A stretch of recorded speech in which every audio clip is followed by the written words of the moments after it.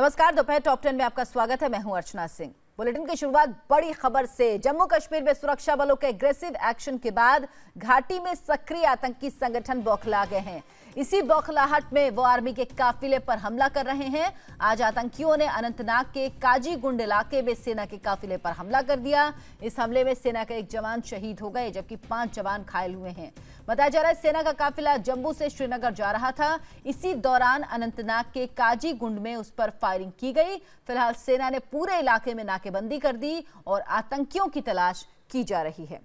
India TV संवाददाता मंजूर मीर इस वक्त हमारे साथ जुड़े हैं। मंजूर, सेना के इस काफिले पर आतंकवादियों के हमले के बाद अभी तक क्या कार्रवाई सेना की तरफ से की गई और क्या कुछ कामयाबी मिली अभी तक?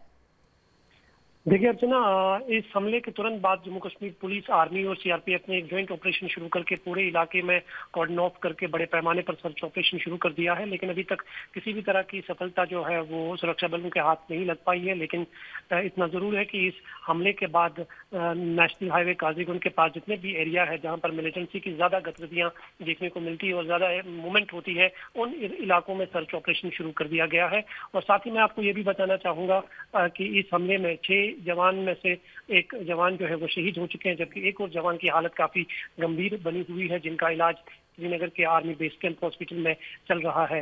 कोशिशें की जा रही है कि जिन मिलिटेंटों ने घात लगाकर इस हमले को अंजाम दिया है उनको कहीं ना कहीं जो है ट्रेस किया जा सके, लेकिन अभी तक इस तरह की कोई भी सफलता सुरक्षा बलों के हाथ नहीं लग पाई है। बहुत बहुत धन्यवाद मंजूर मीर आपका इस तमाम जानकारी के लिए। जम्मू कश्मीर में पाकिस्तान डबल गेम खेल रहा। एक और घाटी में सक्रिय आतंकी सुरक्षा बलों पर हमला कर रहे तो दूसरी ओर पाकिस्तान सीमा पार से फायरिंग कर रहा। पाकिस्तान एलओसी पर पुंछ के किरनी सेक्टर और कृष्णा घाटी इलाके में रात करीब 12 बजे से फायरिंग कर रहा है। पाकिस्तानी गोलीबारी में कृष्णा घाटी के मनकोट इलाके में 14 साल का एक व्यक्ति घायल हो गया, जबकि शाहपुर सेक्टर में भी एक महिला मोर्टार शेल के धमाके में घायल हुई है। भारतीय सेना पाकिस्तान की नापाक हरकत का मुंहतोड़ जवाब दे रही है।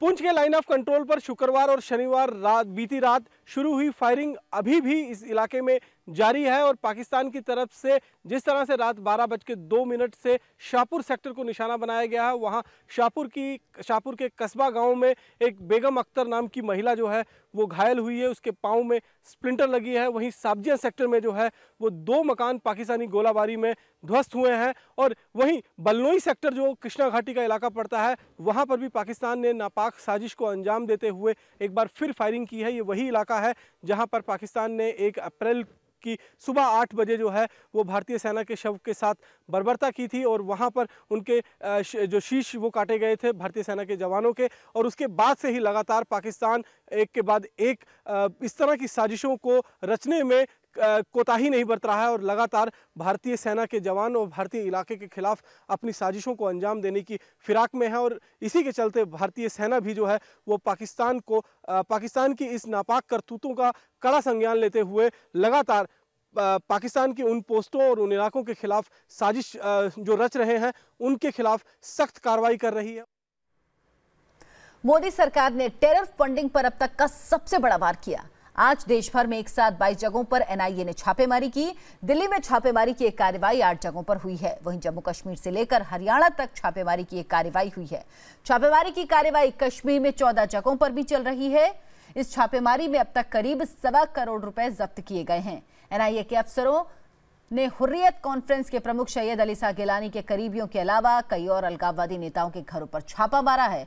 बताया जा रहा है कि एनआईए की टीम दिल्ली में भी 8 हवाला कारोबारियों के ठिकानों पर छापे की कार्रवाई कर रही है। एनआईए ने पूरे मामले में आतंकी हाफिज सईद के साथ कई हुर्रियत नेताओं, हिजबुल मुजाहिदीन और दुख्तरान मिल्लत पर भी एफआईआर दर्ज की है। दिल्ली से लेकर श्रीनगर तक आज एनआईए के ताबड़तोड़ छापे पड़े। टेरर फंडिंग की जांच के लिए छापे अलगाववादी नेताओं से लेकर बिजनेसमैन के ठिकानों तक पर पड़े। कल रूस के सेंट पीटर्सबर्ग में पीएम मोदी ने दुनिया के सामने टेरर फंडिंग को लेकर कड़े फैसले लेने की बात कही थी और इसके 12 घंटों के अंदर एक्शन हो गया। आज सुबह 7 बजे से राष्ट्रीय जांच एजेंसी की टीम ने श्रीनगर से लेकर दिल्ली तक ऐसे 22 ठिकानों पर छापेमारी की है। दिल्ली में 8 जबकि जम्मू कश्मीर में 14 ठिकानों पर यह कार्रवाई हुई। इसमें हुर्रियत कॉन्फ्रेंस के प्रमुख सैयद अली शाह गिलानी के करीबियों के अलावा कई और अलगाववादी नेताओं के घरों के साथ साथ कई बिजनेसमैन के ठिकाने शामिल हैं। एनआईए ने पिछले दिनों हुर्रियत नेता नईम खान, बेट्टा कराटे, जावेद गाजी बाबा से पूछताछ की थी और इस पूछताछ के बाद आज रेड की एक कार्रवाई हुई है। देखिए, इन्वेस्टिगेशन का नॉर्म होता है, इन्वेस्टिगेशन हो जाएगी, सजा तो जरूर हो हाथ है। आपको लगता है फंडिंग होती है पाकिस्तान से? देखिए, जो आप लोग कहते हैं उसके हिसाब से तो होती है। हम इस वक्त श्रीनगर के एक बड़े बड़े बिजनेसमैन के घर के बाहर खड़े हैं, जहां पर आज सुबह करीबन 7 बजे रेड शुरू हुई है और वो रेड अभी भी जारी है। एनआई की टीम जो है इस बड़े बिजनेसमैन से पूछताछ कर रही है। हालांकि ये भी माना जा रहा है कि एनआई ने पाक टेरर फंडिंग के हवाले से कहीं अलगाववादी नेताओं पर जो है एफआईआर भी लॉन्च की है। दिल्ली के जिन 8 जगहों पर ये रेड हुई उनमें चांदनी चौक, बल्ली मारान जैसे इलाके शामिल हैं। जांच एजेंसियों के मुताबिक सबसे पहले पैसा पाकिस्तान से सऊदी अरब और फिर उसके बाद बांग्लादेश, श्रीलंका के हवाला ऑपरेटर के जरिए दिल्ली के हवाला ऑपरेटर के पास पहुंचाया जा रहा है। इसके बाद दिल्ली, हरियाणा के कुछ व्यापारियों की मदद से पैसा कश्मीर में अलगाववादियों तक पहुंचाया जा रहा है। एनआईए इन व्यापारियों की पहचान कर चुकी है। जल्द पाक फंडिंग के मामले में कई गिरफ्तारियां भी हो सकती हैं। मोदी सरकार के 3 साल पूरे होने पर आज गृह मंत्री राजनाथ सिंह ने अपने मंत्रालय के कामकाज का ब्यौरा पेश किया। राजनाथ सिंह ने कहा कि उन्होंने देश में आईएस को पांव नहीं पसारने दिए और नक्सली घटनाओं में भी कमी आई है। देखा जाए तो मुस्लिम जनसंख्या की दृष्टि से विश्व का दूसरा देश है। मैं विश्वास के साथ कह सकता हूं कि मुस्लिम जनसंख्या इतनी बड़ी होने के बावजूद आईएस आज तक भारत में अपना पैर नहीं जमा पाया है। इंडियन मुजाहिदीन के 5 ऑपरेटिव्स को एनआईए स्पेशल कोर्ट द्वारा कैपिटल पनिशमेंट दिया गया है। इससे स्वाभाविक है कि उनकी कमर टूटी है। यदि पिछले 3 वर्षों के कार्यकाल यानी 2011 से लेकर 2014 से की जाए तो राज्यों में हुई घटनाओं में 25% की कमी आई है और हिंसक घटनाओं में मरने वालों की संख्या में भी 42% की कमी आई है और एलडब्ल्यूई कैडर के एलिमिनेशन में 65% की बढ़ोतरी और सरेंडर करने वालों में 185% की बढ़ोतरी दर्ज की गई है। यह बड़ी कामयाबी है। 2019 के लोकसभा चुनाव में मोदी को घेरने की कोशिश में लगे गैर बीजेपी दलों की आज चेन्नई में एक साझा रैली होने वाली है। इस रैली में एनडीए के खिलाफ मोर्चा बनाने की कोशिश में लगे दिग्गज नेताओं का जमावड़ा होगा। लगातार 13 विधानसभा चुनाव जीतकर लगातार 60 साल से विधानसभा के सदस्य डीएमके चीफ करुणानिधि का आज 94वां जन्मदिन है। इस मौके पर चेन्नई में एक विशाल रैली का आयोजन किया गया है। इस रैली के बहाने गैर एनडीए दल 2019 लोकसभा और राष्ट्रपति चुनाव पर मंथन करेंगे। रैली में राहुल गांधी, नीतीश कुमार, शरद पवार और लेफ्ट पार्टियों के कई बड़े नेता मौजूद रहेंगे, लेकिन लालू और ममता रैली में शामिल नहीं हो पाएंगे।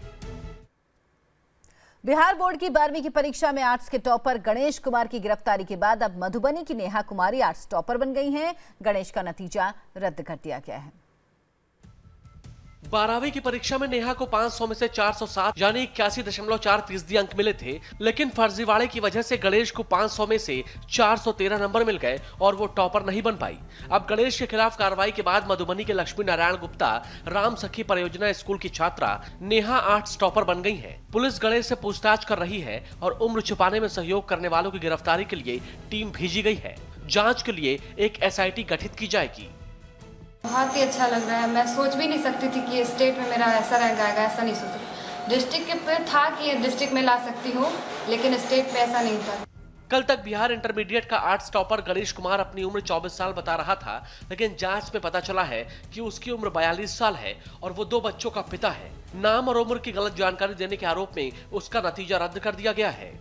जांच के मुताबिक गणेश कुमार 1990 में मैट्रिक और 1992 में इंटरमीडिएट की परीक्षा दे चुका है। उस समय उसने अपनी जन्म तिथि 1975 बताई थी, लेकिन 2017 में इंटरमीडिएट एग्जाम के वक्त उसने जन्म तिथि 1993 बताई।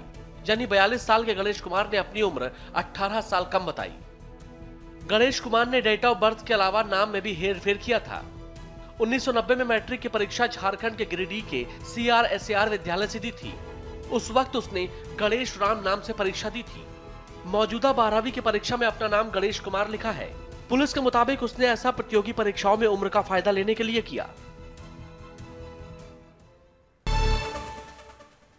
उत्तर प्रदेश की राजधानी लखनऊ से एक बड़ी लापरवाही की खबर सामने आई। राज्य के मंत्री सत्यदेव पचौरी राम मनोहर लोहिया अस्पताल में एमआरआई करवा रहे थे, तभी उनका गनर नियम की अनदेखी करते हुए एमआरआई रूम में बिना इजाजत पिस्टल लेकर पहुंच गया। इस दरमियान पिस्टल एमआरआई मशीन में लगी चुंबक से चिपक गई, जिससे एमआरआई मशीन बंद हो गई।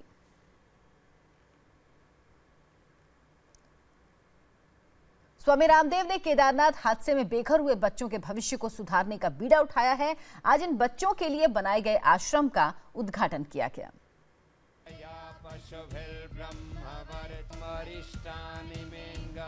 मंत्रोच्चार, योगा और हवन करते हुए बच्चे हैं जिन्हें स्वामी रामदेव और आचार्य बालकृष्ण ने गोद लिया है।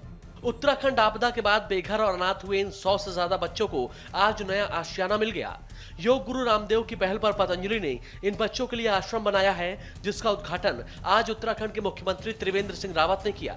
इस आश्रम में इन बच्चों को मुफ्त शिक्षा दी जाएगी। जो उत्तराखंड के हित में होगा, शिक्षा से लेकर के, स्वास्थ्य से लेकर के और उत्तराखंड की समृद्धि में जो भी पतंजलि योग पीठ की ओर से योगदान होगा, मुख्यमंत्री जी के मार्गदर्शन में पतंजलि योग पीठ वो योगदान करेगा।